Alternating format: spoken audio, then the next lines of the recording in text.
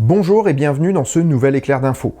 Aujourd'hui, l'émission sera un peu différente de l'habitude. On y parlera d'actualité bien entendu, mais en plus, j'introduirai une nouvelle rubrique.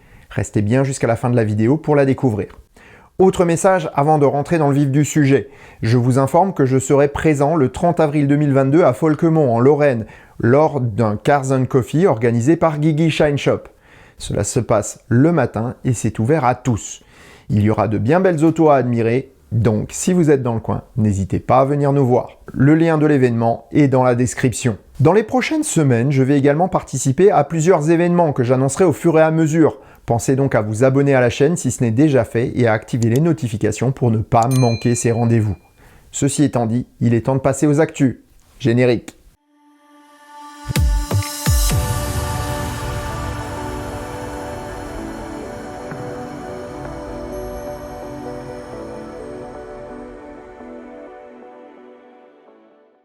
Ah là, je sais que je commence fort. Tout le monde connaît ma position sur l'hydrogène en tant que source d'énergie et malheureusement, de nouvelles études noircissent encore le tableau. Le site Révolution énergétique publiait le 10 avril dernier un article qui m'a interpellé. L'hydrogène est un gaz à effet de serre bien plus dangereux que le CO2. En effet, une tonne d'hydrogène a le même effet dans notre atmosphère que 11 tonnes de CO2. Il faut cependant relativiser. Si on prend en compte les principaux polluants de notre économie actuelle en dehors du CO2, le méthane lié à l'élevage ou la fermentation organique est 21 fois plus puissant que le CO2 et le dioxyde d'azote émis par la combustion des hydrocarbures 310 fois. De plus, contrairement à ces deux gaz, l'hydrogène n'a pas vocation à être envoyé dans l'atmosphère.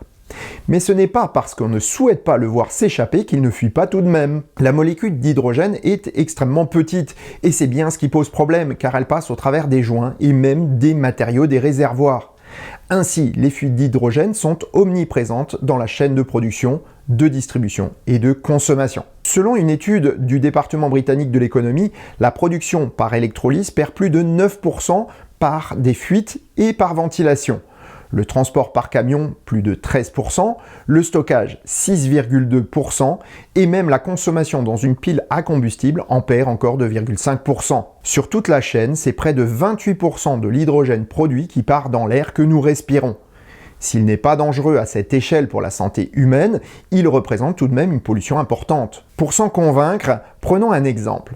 Une Toyota Mirai consomme environ 600 grammes de gaz comprimé par 100 km. Si on en perd 28% de la production à la roue, ce sont 1848 grammes d'équivalent CO2 qui sont rejetés par ces fuites dans l'atmosphère. Pour un mode de déplacement présenté comme sans émission, on peut se poser la question de la réalité de cette affirmation. De plus, la concentration de ces fuites dans les stations-service, des pipelines en sous-sol ou des espaces confinés comme un garage présente d'énormes risques en termes de sécurité, l'hydrogène étant très explosif. De plus, ces fuites sont indétectables puisque l'hydrogène est incolore et inodore. Voilà qui devrait nous pousser à réfléchir sur l'usage que nous voulons faire de ce gaz, soi-disant miracle, alors même que le GPL, pourtant moins dangereux, fait peur.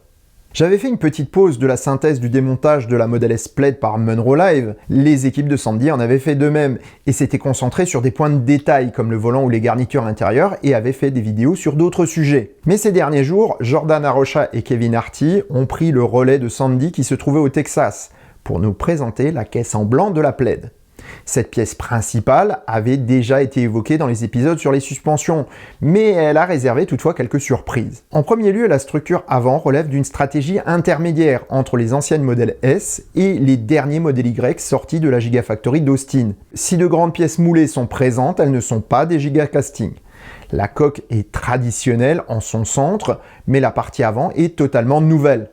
Deux pièces moulées sont collées et boulonnées sur la cellule de survie, tandis que les longerons sont en aluminium extrudé. Cet assemblage est extrêmement résistant et permet une meilleure rigidité, des points de fixation pratiques pour installer le berceau, mais aussi une économie importante au niveau du nombre de pièces. Autre point intéressant de cette coque comparée à celle de la Model Y, le montant de pare-brise est bien moins massif que sur le SUV. D'un point de vue structurel, plus un pare-brise est long et incliné, plus il impose d'être résistant en vue de contrer l'écrasement du toit en cas d'accident. La Model S a un pare-brise plus court et moins incliné que ses sœurs Model 3 et Model Y, ce qui explique le montant plus fin. Pour ce qui est de l'insonorisation, la caisse est réalisée comme beaucoup d'autres autos. Des panneaux insonorisants collés permettent d'avoir recours à des tôles plus fines et donc plus légères. Les étanchéités sont réalisées de manière traditionnelle avec des joints polymères. Ce qui est moins traditionnel, c'est la manière dont tout est assemblé. On trouve à la fois de la soudure par points, des cordons soudés MIG ou TIG, dérivés de différentes sortes et des vis. Les constructions traditionnelles sont généralement réalisées uniquement avec différents types de soudure, ce qui représente une simplification bienvenue d'un point de vue industriel. Dans ce cas-là, on est réellement face à un véhicule de moyenne série où l'efficacité a pris le pas sur la facilité de production. À titre personnel, ce qui m'a vraiment choqué dans cette coque, c'est qu'elle semble être faite de briques et de broc. Elle donne l'impression de ne pas être finie, comme une coque faite uniquement de pièces embouties. Pourtant, cette architecture a du sens en termes d'efficacité. Moins de cavités cachées permet un gain de place, tout en augmentant la visibilité au montage et à la réparation. En clair, cette coque limite les pièces inutiles qui, de toute façon, sont couvertes par les garnitures intérieures. Enfin, Jordan pointe le fait que les pièces moulées sont à la fois collées et vissées. Les vis n'ont qu'une fonction de maintien pendant la prise de la colle et participent peu à la résistance finale. La colle est une pâte très résistante qui supporte l'essentiel des forces que la voiture rencontrera au cours de sa vie. Ce qui rend cet assemblage très intéressant, c'est qu'il permet d'isoler deux pièces tout en les attachant très fermement l'une à l'autre. Si la Model S est entièrement produite en aluminium, c'est probablement ce type d'assemblage qui serait choisi lorsqu'une coque utilise deux types de matériaux. Supposons une structure en aluminium avec des pièces en acier. L'isolation des éléments est primordiale pour éviter la corrosion électrolytique entre les deux matériaux. Si en plus on utilise des aciers inoxydables que l'on ne souhaite pas peindre et qui seront apparents, alors on évite tout défaut d'aspect lié à la soudure. La Model S pourrait bien être le précurseur d'une technique d'assemblage essentielle à un certain futur produit de la marque. Je dis ça, je dis rien. Nous reviendrons sur la caisse en blanc bientôt puisque la seconde partie de la vidéo n'a pas encore été publiée par Sandy Munro. Il me reste pourtant une actu à vous révéler et j'avoue qu'elle est très excitante. Certains le savent, Sandy a acquis un pick-up Rivian. Bien qu'il ait été tout d'abord prévu pour être démonté, l'épouse de Sandy semble avoir mis la main dessus et n'est pas prête à la rendre. Sandy l'a donc acheté à titre personnel. Pourtant, lors de son passage à la Giga Texas, il a eu l'opportunité d'en acheter un second. Et il est en ce moment même en cours de démontage. Voilà qui promet de belles vidéos très bientôt. Depuis que j'ai ma Tesla, je n'étais pas très content de mes tapis d'origine. J'avais acheté le jeu de bac en plastique que propose la marque, mais je n'étais pas satisfait non plus. J'avais acquis un jeu de tapis premium brodé de très belle qualité et j'avoue que j'en suis très satisfait. Pourtant, mes activités m'imposent souvent de me déplacer dans des endroits boueux ou sales. Clairement, pour qu'il reste propre, le nettoyage demande beaucoup de temps. J'ai soumis ce problème à Lionel de chez ACC et il m'a montré une alternative qu'il m'a proposé de tester. Aussitôt dit, aussitôt fait. Bien plus enveloppant que les versions Tesla, ces bacs sont très galbés. Les saletés sont confinées et ne migrent pas en dessous ou sur les côtés du tapis. Ils sont très bien calés dans l'habitacle et ne peuvent pas bouger. Attention toutefois pour la partie arrière qu'il faut bien glisser sous les guides de siège avant, sinon ils se déforment lorsqu'on recule totalement le siège. Cela demande un peu de poigne pour y parvenir et une petite échancrure à ce niveau aurait été la bienvenue. Leur matière est un plastique relativement souple et offre une bonne accroche. Attention toutefois si vous avez les chaussures mouillées, ils peuvent être un peu glissants dans ce cas. L'aspect est agréable et ne donne pas l'impression d'être dans un utilitaire, comme bien trop d'autres tapis de ce type. Ils ne sont pas salissants, mais surtout ils se nettoient facilement.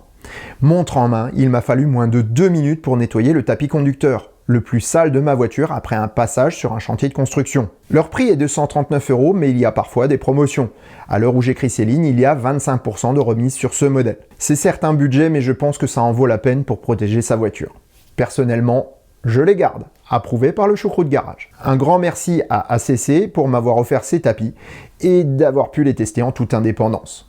Voilà, dernière rubrique pour cette vidéo, la question de la semaine.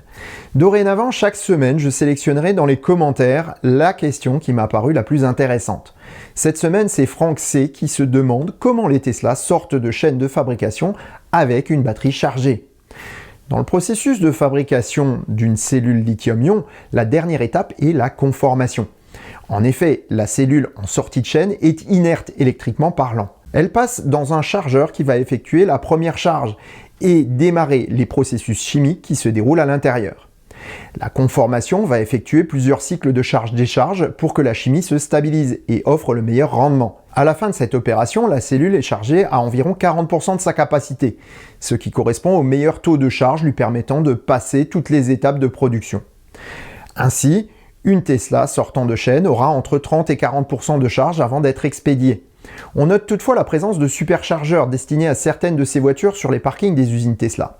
En effet, si la charge en sortie de chaîne est trop basse, cela pourrait poser un problème pendant le transport vers le client final. Ces voitures sont donc chargées avant de rejoindre le parc. Voilà, c'est tout pour cette question de la semaine. N'hésitez pas à m'en soumettre d'autres et j'y répondrai peut-être dans la prochaine vidéo. Et sur ces bonnes paroles, je vous souhaite bonne route et vous dis à bientôt dans un prochain épisode du Choucroute Garage. Portez-vous bien, ciao.